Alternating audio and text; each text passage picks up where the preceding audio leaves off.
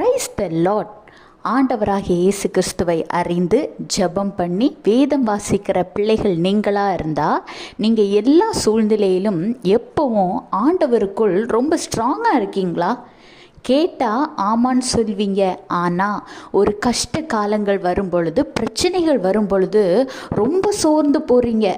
நீங்கள் தான் ரொம்ப ஸ்ட்ராங்காக இருக்கீங்கன்னு நினச்சா ஒரு சாத்தான் உங்களுக்குள் ஒரு போராட்டத்தை வைத்தவுடன் அவங்க நல்லா இருக்காங்க, இவங்க நல்லா இருக்காங்க, ஆனால் ஆண்டவர் தான் எனக்குன்னு நினைத்த நான் ஜெபித்து வேதத்தை வாசித்து கொண்டிருந்த என்னுடைய வாழ்க்கை இப்படி ஆகிவிட்டதே, எனக்கு கேட்க யாருமே இல்லையே என ரொம்ப ஏங்கி போயிருக்கீங்க. இந்த சூழ்நிலையில தாங்க நீங்கள் ரொம்ப ஸ்ட்ராங்காக இருக்கணும்.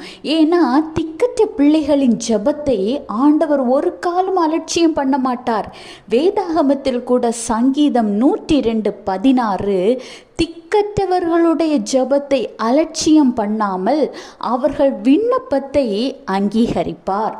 திக்கற்ற பிள்ளைகளாக இருக்கிற உங்கள் ஜெபத்தை தாங்க ஆண்டவர் அதிகமாய் கேட்கிறார். அப்போ ஏன் இந்த நேரத்தில் எனக்கு இந்த சூழ்நிலை வந்ததுன்னு கேட்டால் அதை உங்ககிட்ட தான் கேட்கணும். ஆண்டவரோடு நெருங்கி இருந்தீங்க, ஆண்டவரோடு பயணம் செய்து கொண்டிருந்த உங்கள் வாழ்க்கையில் திடீர்னு ஏன் இப்படி ஒரு சூழ்நிலை வந்துச்சுன்னு உங்களை நீங்கள் கேட்டு பாருங்கள். நீங்கள் என்ன தப்பு செய்தீங்க?